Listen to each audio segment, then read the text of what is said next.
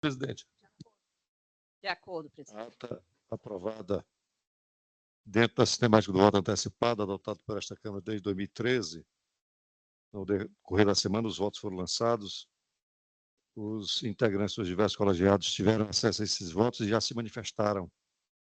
No final da sessão, nós vamos ratificar os votos lançados antecipadamente e traremos na sessão apenas aqueles processos em que há pedido de preferência ou de sustentação oral.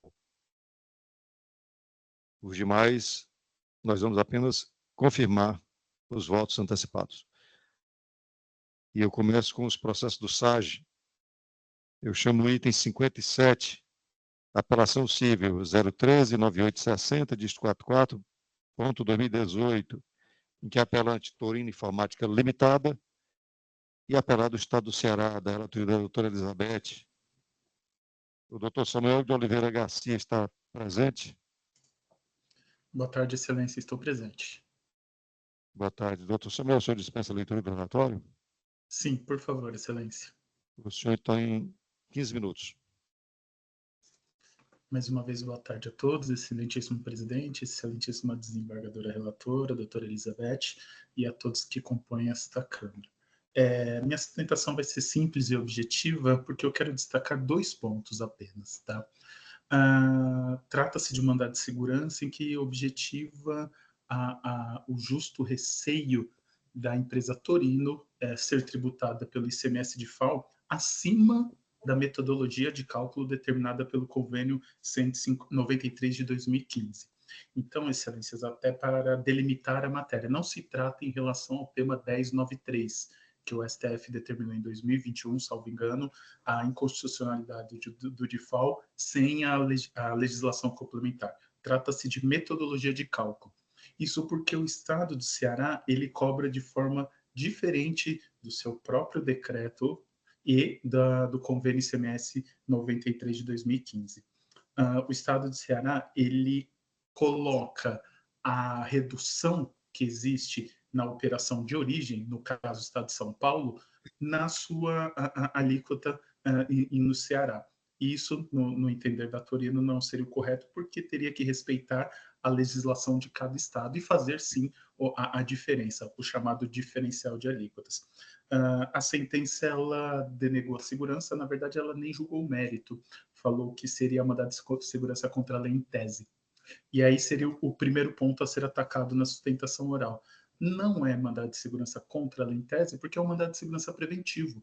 Então, existe o justo receio documentalmente comprovado, demonstrando que o Estado do Ceará está cobrando acima do valor previsto no convênio e no seu próprio decreto estadual. E, no segundo ponto, que seria o mérito da apelação, é o que eu já adiantei para os senhores, seria a metodologia equivocada utilizada, de modo que sempre vai reduzir no estado de origem e no estado a ser encaminhada a mercadoria. E não é isso que o convênio e a legislação estadual prevê. Eles prevêem que tem que respeitar as legislações de cada estado. Então, no estado de São Paulo, existe uma redução de base de cálculo? Existe. No estado de Ceará, para aquela mercadoria que a Torino, que são materiais de informática, encaminha, não tem essa redução. E então não teria como fazer a mesma redução feita pelo estado de São Paulo.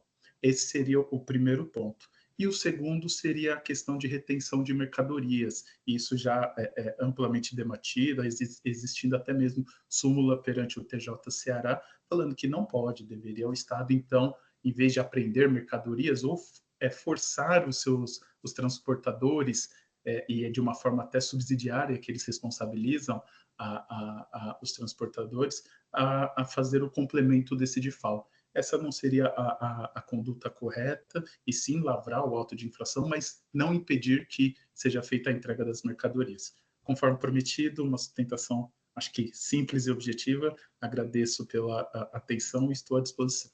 Obrigado. Obrigado, doutor Samuel. Doutora Elizabeth, Vossa Excelência tem a palavra. Obrigada, doutor Samuel, pela defesa que o senhor apresentou. Eu entendo que, mesmo sendo mandado de segurança preventivo, como o senhor realçou, cabe sim a extinção sem resolução de mérito. Eu acho que é uma inadequação da via eleita, elevação da carga tributária em razão da metodologia empregada pelo Estado do Ceará, inexistência de ato de efeito concreto, controvérsia contra a lei, em tese, previsão na súmula 266 do STF, ausência de direito líquido e certo. É assim que eu voto. Obrigado, doutora Elizabeth. Desembargador Luciano. Aliás, eu acompanho a relatora, desembargador Luciano. Acompanho o relator, senhor presidente. Vou para o Estado, recurso conhecido e desprovido. Eu chamo o item 7 do PJE. É apelação civil 020-0546, dígito 49.2022, em que são apelantes e apelado José Milton Ribeiro e Instituto Nacional do Seguro Social, INSS. É da minha relatoria. Doutora Bruna Brígido Torres, está presente?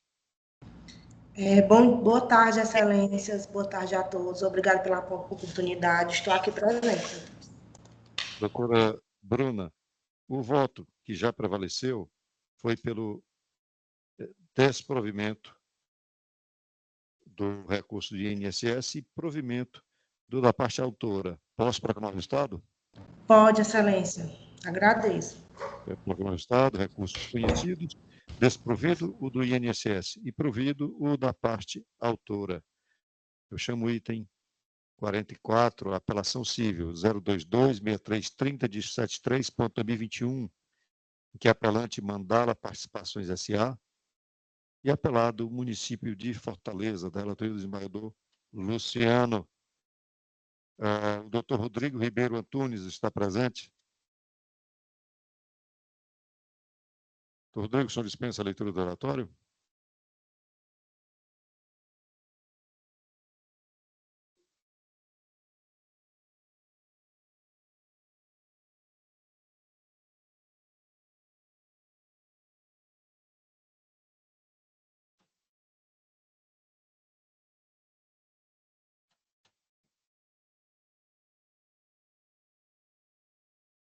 O senhor tem 15 minutos.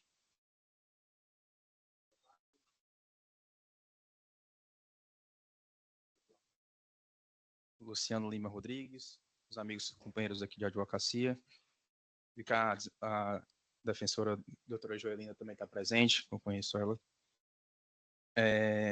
Excelência, na origem, o caso trata-se de um pedido de declaração de imunidade tributária de um imposto sobre transmissão entre vivos, o ITBI. A recorrente, a Mandala Participações, é uma empresa montada para cuidar do patrimônio do sócio administrador, como da empresa dele, das outras empresas que ele tem. E, inclusive, uma dessas empresas é a empresa responsável pela incorporação de alguns desses imóveis que incide sobre toda a causa. A imunidade tributária do ITBI está disposta no artigo 156, inciso 1º, parágrafo 2º da Constituição. E, embora ela seja uma norma constitucional, ela não é completa para os casos concretos que acontecem no dia a dia, no caso também do caso concreto. Eu digo isso porque há várias divergências jurisprudencial em relação à incidência do tributo sobre o capital social da empresa e o que foi levado em conta pelo fisco. E, inclusive, a gente traz na apelação uma decisão do Supremo Tribunal Federal, o recurso extraordinário número 796-376 de Santa Catarina, de relatoria do ministro Marco Aurélio. Embora ela seja até contrária ao que a gente entende, ela dá um norte para quebrar o tema 796, de repercussão geral, que não é o caso dos autos, certo?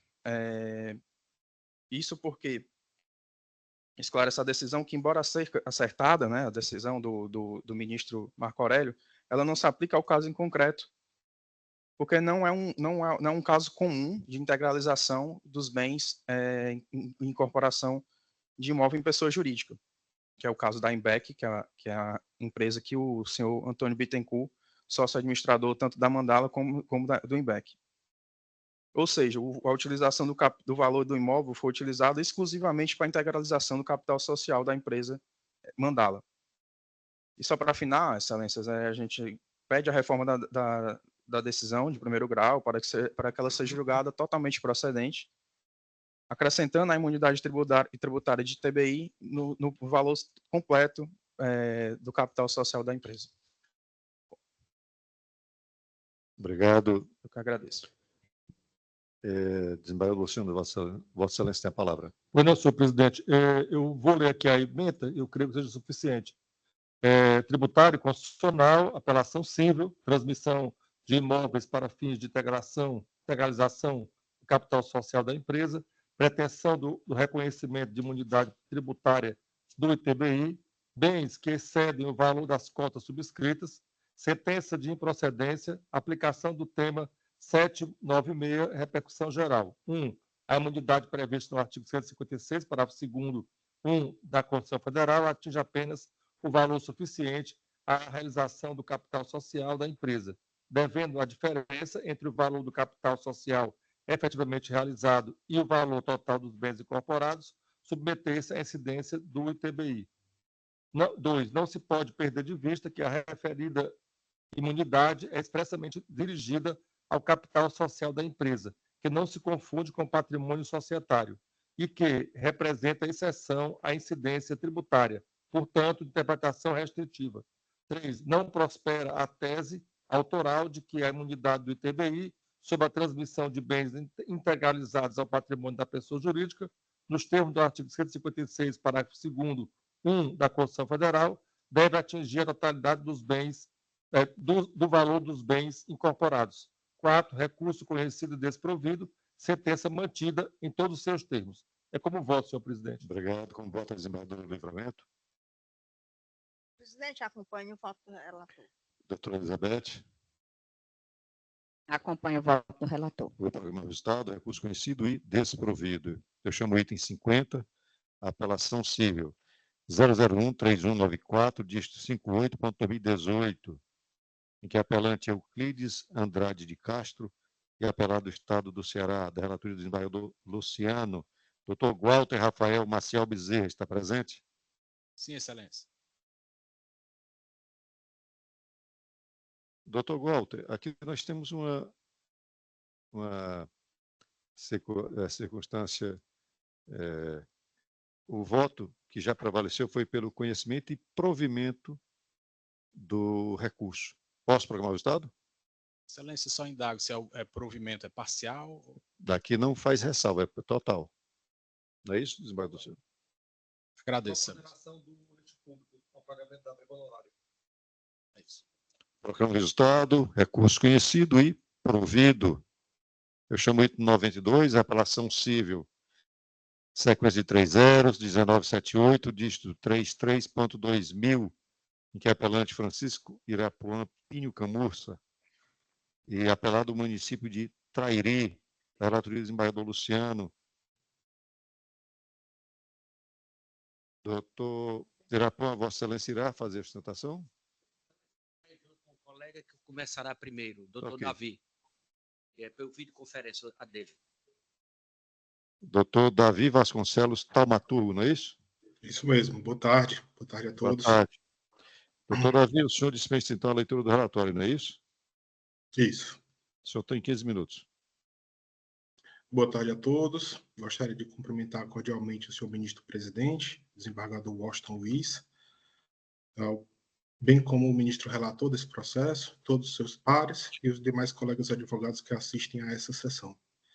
Eu venho aqui de forma sucinta e objetiva apresentar os argumentos para essa sustentação oral. Tudo se iniciou em 97, onde o exequente, que é advogado, trabalhou em prol do exequido, município exequido, onde ele defendeu seus interesses no âmbito de diversas ações trabalhistas, elaborando contestações, recursos ordinários, recursos de revista, agravo de instrumento e demais outras diligências. Em pagamento pelo serviço prestado, o exequente recebeu 4 cheques, porém, para sua surpresa, os cheques eram todos sem fundos, o que acabou gerando a propositura de uma ação monitória de conhecimento visando o recebimento dos valores que lhe eram devidos. Somente em 2012, a demanda teve fim, com o reconhecimento do direito do exequente por acórdão do ilustre ministro Hernani Barreto Porto. A presente ação trata-se do cumprimento desta sentença, que deu provimento à ação monitória na fase de conhecimento, reconhecendo o direito do exequente de receber os valores que lhe eram devidos pelo executado em razão dos cheques sem fundos. O exequente foi intimado em 22 de outubro de 2018 para se manifestar sobre o interesse na causa e prontamente peticionou solicitando o início da fase de cumprimento de sentença, bem como apresentou planilha atualizada de cálculos. Ocorre que o juízo, a COR, reconheceu de ofício a existência da prescrição executória, visto que, em seu entendimento, não seria necessária a intimação do exequente para dar início à fase de cumprimento de sentença. Resumidamente, colega da turma, a demanda aqui se trata da necessidade ou não da intimação do exequente quanto ao retorno do processo à primeira instância, onde ele poderia iniciar a fase de cumprimento de sentença. Não é razoável impor ao advogado militante, que possui dezenas, se não centenas de processos em andamento, que ele tenha que visualizar manualmente todos os seus processos, senão pela publicação do Diário Oficial, ferramenta útil para a criação de uma agenda de controle de datas e prazos processuais. No momento que não houve... Pois não? Alguém falou? Não. No momento em que não houve a intimação do advogado para se manifestar do retorno do processo da segunda instância para a primeira instância, onde seria iniciado o cumprimento de sentença, impõe-se um requisito diabólico ao advogado, que deveria visualmente ter visto que o processo retornou para iniciar o cumprimento de sentença. O exequente passa por um verdadeiro processo kafkaniano, onde trabalhou meses para o exequido, recebeu cheque sem fundo, foi forçado a ingressar com ação judicial, ganhou a referida ação, e agora se vê não só sem receber o valor que lhe é devido, bem como deve pagar honorário de sucumbência ao Estado que lhe passou os cheques sem fundos suficientes. Valor esse de sucumbência estipulado em valor excessivo, uma vez que houve apenas uma petição do procurador após ter perdido excessivamente o processo, onde alegou essa prescrição. Nesses termos, vem requerer o provimento do recurso para a alteração da sentença e o prosseguimento do feito. Nesses termos, pede-se para o deferimento. Obrigado, doutor Davi. Doutor Irapã, Vossa Excelência pode prosseguir. Obrigado, senhor presidente. Senhor presidente, eu acho Luiz Bezerra, presidente dessa terceira Câmara de Direito Público, ex-presidente dessa casa, onde fez uma administração marcante e profícua. Excelentíssimo desembargador Francisco Luciano Lima, e signo relator, desembargadoras Elizabeth Silva Pinheiro e Maria do Livramento, que compõem esta Câmara, senhores servidores, senhor policial aqui presente. Senhor presidente, este processo cuidava inicialmente de uma ação monitória. Eu prestei serviços trabalhistas nos tribunais superiores, Tribunal do Trabalho, diversos tribunais de primeira instância, e o município me pagou com cheque sem suficiente provisão de fundos. Depois de muito tentar resolver a questão, com a troca de prefeitos, eu entrei com ação monitória, que transitou neste tribunal com um trânsito em julgado, onde eu fui vencedor, porque efetivamente eu tinha prestado serviço e tinha sido vítima de um pagamento com cheque sem fundos. Daí a singeleza do processo. O processo retornou à origem. Caberia ao fórum avisar, notificar-me para que eu pudesse fazer a execução da decisão, porque eu não sou pitonisa nem adivinho, para saber que o processo já tinha voltado. O juízo só o fez em 3 de outubro de 2018, através do despacho ID 8585863. Foi quando eu fui notificado, e notificado tendo sido tempestivamente, ajuizei a execução da decisão que me fora favorável neste colegiado. Senhor presidente, essa decisão não ocorreu, salvo o melhor juiz, a prescrição, porque eu não fui notificado para iniciar o processo executório. Quando notificado, o fiz no tempo hábil. Se houve uma falha, houve do cartório ao não, no momento oportuno que o processo retornou, me notificar. Porque todo advogado que tem inúmeros processos não tem esse dom da adivinhação, nós sabemos bem. Eu trouxe 2 acordos, mais um. O primeiro é um acórdão do Tribunal de Justiça do Paraná, 10ª Câmara Civil, que, por analogia, entendo eu, aplica-se ao presente caso. Agravo instrumento, ação monitória convertida em título executivo judicial, prescrição e decadência, matéria de ordem pública. Não enfrentamento, não ocorrência, nulidade dos atos processuais por ausência de intimação da conversão da monitória e ausência de intimação da conversão. E eu trago um acórdão desse tribunal, que entendo que esse também é aplicável tal com uma luva ao presente caso. O acordo da 2ª Câmara de Direito Público deste Tribunal de Justiça, que no seguinte termo, relatora, desembargadora Maria, presidente do órgão Maria Iraneide, desembargadora relatora Tereza Nilman Duarte Chaves. Processo civil em barra de cumprimento de sentença, alegação de pressão acatada pelo juiz Acó, apelação civil, ausência de intimação dos embargados exequentes acerca do trânsito em julgado e da possibilidade de requerer o cumprimento de sentença. Pedido de execução de sentença apresentado depois de transcorridos 5 anos do trânsito julgado. Possibilidade em razão da não intimação dos demandantes de fatos relevantes ocorridos no processo. Portanto, senhor presidente, se houve uma nulidade, essa nulidade foi culpa exclusiva do juiz Acó, que não diligenciou de quando o processo retornou à origem, notificar as partes para a execução da decisão. Não podendo esse advogado arcar com um equívoco desídia do juízo de primeiro grau, que pasme ainda num processo onde houve apenas uma petição da Procuradoria do município do Trairi, me condenou em vultosos honorários, numa decisão absolutamente desarrazoada. Vez que nós sabemos que é comum, até processo fazenda pública, quando há só uma petição num processo simples de execução, não se aplica o percentual do Código de Processo Civil, porque a execução tinha um valor alto, sob pena de enriquecimento ilícito em meu desfavor. E eu trouxe aqui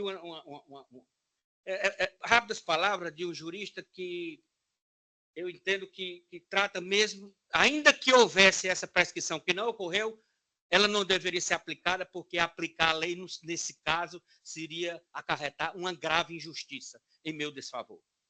O juiz está, sem dúvida, submetido à lei, mas o regime de legalidade em oposição ao regime de arbítrio não significa submeter os magistrados ao custo idólatra da lei.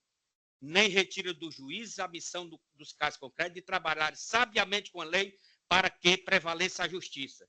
Se há um conflito entre a lei e a justiça, prevaleça a justiça. Da mesma forma que o cidadão em geral não pode fechar os olhos para as coisas do direito, o estudioso do direito não pode limitar-se ao estreito limite das questões jurídicas. Senhor presidente, senhores desembargadores, referiu-se bem o advogado que me antecedeu a dizer que esse processo é um processo Kafka. Eu fui lesado pelo município de Trairi, depois de prestar serviços jurídicos, inclusive com vitórias em tribunais superiores, independente de vitória, eu prestei o serviço. Depois de tudo isso, havia cruces para receber o pagamento veio através de cheques sem suficiente provisão de fundo, tive que demandar longos anos para que tivesse reconhecido pela justiça como motivo por essa corte para o pagamento dos meus honorários devidos. O processo retorna a uma falha do juízo de primeiro grau ao não me notificar. Quando notificado, tomei todas as medidas no sentido de fazer. E agora, além dessa prescrição inocorrente, ainda vem me condenar em honorários absolutamente vultosos que se tornam, no caso, que acarretam o enriquecimento ilícito da Fazenda Pública em meio desse favor, duplamente. Já se locupletou quando não me pagou devidamente. E agora locupletar-se novamente. Portanto, senhor presidente, eu entendo que, independente, é difícil sempre advogar em causa própria, mas eu digo que, independente da questão de direito em si, manter essa prescrição, me condenando duplamente, pode ser aplicar a letra fria da lei, mas não é fazer justiça com um velho advogado que milita na Justiça Eleitoral cearense. Confiando na sapiência de vossas excelências, experientes embargadores, eu rogo que seja conhecido e provido o apelo para decretar que a inocorrência da prescrição, porque no tempo ágil houve a efetiva execução da sentença e também adotando o princípio tanto quanto devoluto, quanto a questão dos honorários, caso eu seja punido duplamente nesse processo, que fosse arbitrado em favor dessa Fazenda Pública, que fez uma petição, um valor correspondente, que pensou seria entre 1 e 2 salários mínimos. Não permitir que esse Estado que me oprimiu enriqueça licitamente em meu desfavor. Muito obrigado, senhor presidente. Desculpe se foi cansativo. Obrigado, Obrigado, senhores. diretor, desembargador Luciano. Vossa Excelência, a palavra. Saudação, Luiz Procurador Zé Francisco de Oliveira Filho, meu colega de faculdade, que estava presente, eu esqueci, e é absolutamente injustificável. Um abraço ao Luiz Procurador e a todos os demais. Desembargador Luciano. Pois não, senhor presidente. Eu primeiro gostaria de cumprimentar o doutor Davi e o doutor Apuã e dizer que é uma satisfação ouvi-lo e relembrar dos tempos em que eu professor no TRE, que Vossa Excelência estava todos os dias nas sessões na tribuna. Desembargador Washington, esse assunto ele já foi objeto do entendimento desta Câmara em outros momentos, em que se entendeu aqui, até um acordo de Vossa Excelência, entendeu que não é necessária a intimação do trânsito julgado para que a parte inicie a execução. Então, nesse aspecto aí, o entendimento que eu adotei é o entendimento que essa corte adotou em outros momentos. Né? Então, eu vou ler aqui a cabeça da ementa, que eu acho que é o suficiente. Ementa civil, processo civil, apelação civil em ação monitória, fase de cumprimento de sentença, termo acordo lápis prescricional, trânsito em julgado do título executivo judicial, cumprimento de sentença iniciada após o quinquênio legal, prescrição, reconhecimento, da necessidade de intimação dos exequentes acerca do retorno dos autos à origem para que se inicie a fase executiva, precedente do STJ e desta Corte, honorários de sucumbência, reforma ex ofício, possibilidade, aplicação mutatis mutandis de precedente da Corte Especial do STJ em embargo de divergência, em agravo em recurso especial, no número 1.854.589, do Paraná, apelação conhecida, mas desprovida. Com relação aos honorários, quero só ler aqui a parte final, que foi um dos pontos que o advogado colocou. Nesse contexto, tenham que são indevidos os honorários de sucumbência, pelo que, de ofício, reforma a sentença apenas para excluir a condenação do apelante aos honorários de sucumbência. É como voto, senhor presidente. Obrigado, desembargador Luciano. Como vota a desembargadora Livramento? Presidente, eu já votei provisoriamente e confirmo meu voto acompanhando a relatoria. Obrigado, doutora Elizabeth. Como vota Vossa Excelência? Acompanhe a relatoria. Proclamo o resultado. Recurso conhecido e desprovido. Honorários de sucumbência excluídos de ofício. Vamos à apresentação de voto vista. Sim. Qual é o número, por favor? É o 95, do PJE. Eu chamo o item 95, é a apresentação de voto vista no PJE. O item 95, o agravo de instrumento 300.0177, distrito 31.2024, em que são partes Estado do Ceará e Alessat Combustíveis S.A. da minha relatoria, no seu julgamento realizado no dia 12 de agosto, proferir voto no sentido de conhecer o agravo de instrumento para dar-lhe provimento. Seguido, o desembargador Luciano Lima pediu o visto dos autos para o melhor exame da matéria. Está aí mesmo, desembargador? Está aí mesmo, senhor presidente. Eu analisei e acompanhei Vossa Excelência. Ok. Como vota a desembargadora Livramento? Então, proclamei o resultado. Agravo de instrumento conhecido e provido. Eu chamo o item 89, o agravo de instrumento, aliás, o mandado de segurança 300.2229, distrito 97.2024, e que são partes do Estado do Ceará e o presidente da terceira turma recursal do Estado do Ceará, é da minha relatoria. Nesse caso, eu havia apresentado um voto e o desembargador Luciano, na sessão precedente, divergiu, apresentou o voto divergente. Eu estou adotando as razões do voto do desembargador Luciano, e esse processo é verificado para o julgamento com quórum ampliado, 942, mas como eu estou refluindo do meu entendimento, adotando o entendimento trazido pelo voto divergente, a votação será com quórum simples. Como vota a desembargadora Livramento? Então, vou programar o resultado. Segurança concedida, pois é declarada a incompetência absoluta do juízo fazendário, determinando-se o retorno dos autos ao primeiro grau com distribuição a uma das varas fazendárias com competência residual. Processos adiados do SAG, o item 46, em apelação civil 021-4560, dígito 20.2020, em que são partes o INSS e Alberto Ferreira da Silva, da relatoria da desembargadora Joriza.